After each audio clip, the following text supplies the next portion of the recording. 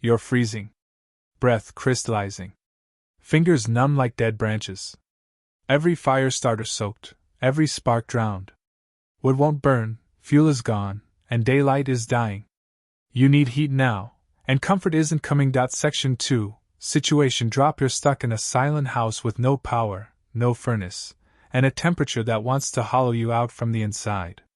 Outside, wind claws at the walls like something starving. Inside, the cold moves through you slow and patient, the kind of chill that doesn't ask permission, it takes. Pipes freeze, batteries sag, and blankets alone feel like lying under wet cement. You can hear your heartbeat more than you can feel your toes. The cold isn't dramatic, it's suffocating. It's math, body heat lost faster than you can produce it.no electricity. No propane. Just you, the dark, and the slow countdown of warmth draining out of your blood. Perfect.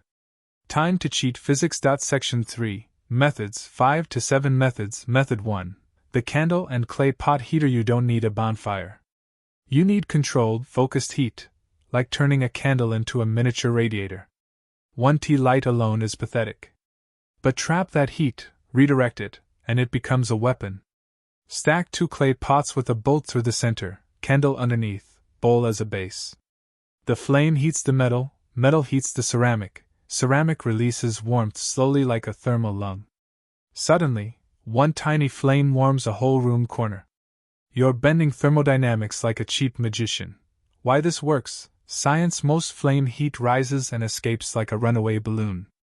The clay pot creates a radiant cavity that stores thermal energy and re-releases it as infrared heat, the same kind your body responds to. Instead of warmth fleeing upward, you force it outward into the space where you exist. Method 2. The salt plus water heat battery. You recold because water steals heat from you. So you make the water work for you. Fill a metal can with hot water, snow melted over a candle if nothing else. Add salt. A lot. More salt than food. Salt lowers the freezing point and increases heat retention. Wrap the can in cloth and hold it close like something you love. It radiates heat for hours, slow, steady, dependable. Unlike your motivation at 3 a.m., put 2 cans under your blanket, one near your feet, one by your core. You become your own personal furnace. Why this works? Science. Salt water holds thermal energy longer due to higher specific heat capacity. Plain water cools quickly, salted water fights the drop in temperature. You're basically making a primitive heat battery, turning chemistry into survival. Method 3. DIY body heat loop. Tent inside a room.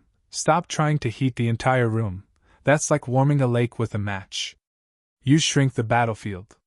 Grab blankets, tarps, or even furniture and build a heat shelter inside the room. A tent. A cocoon. A heat trap. Place your candle heater inside, not near fabric but close enough for radiant warmth. Suddenly your 200 square foot icebox becomes a 20 square foot survival capsule. You breathe warm air, exhale humidity, and sweat. Don't. Sweat kills. Vent the shelter occasionally. Eat something fatty. Heat starts inside the body. You're not surviving the cold, you're quarantining it. Why this works? Science. Human heat disperses into open space fast, too fast to compensate. Reduce air volume, and you reduce heat loss. Think of it like shrinking a battlefield until you can win. Method 4. The brick radiator. The one nobody expects. Find bricks, stones, even broken concrete. Heat them with your candle setup, stove, or burning biomass if you have any left. They absorb heat like greedy dragons. Then place them near you, not on bare skin unless you enjoy medical drama. Bricks radiate heat for hours, even after the flame dies. It's like storing sunlight inside rock. Add foil behind the bricks to reflect heat toward you instead of the wall. Now you're redirecting thermal waves like you control them. The cold starts losing confidence. Why this works? Science. Bricks and rocks have high thermal mass. They absorb large amounts of heat, then release it slowly over time. You're essentially building a slow drip heat for your living space. Method 5. The survival thermos meal. Food equals fire. You think you're freezing because of the room. You're freezing because your metabolism is crawling like a dying battery.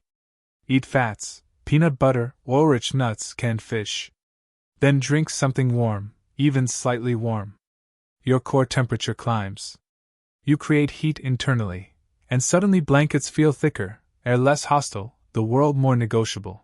Pair this with the saltwater heat battery or brick radiator, and you become a human space heater. Not glamorous. Very effective. Why this works: science. Food is fuel. Fat contains more than twice the calories of carbs, meaning more energy converted into heat through thermogenesis. You're burning calories like coal. Your body becomes the furnace you needed all along. Section 4. Science/reality. CHECK. Cold kills quietly. Your blood retreats inward, deserting your skin like a mutiny. Fine motor skills vanish, judgment fogs, shivering burns calories you don't have. Hypothermia doesn't roar, it whispers. Every method above slows that downward slope: radiant heat, thermal storage, metabolic fuel.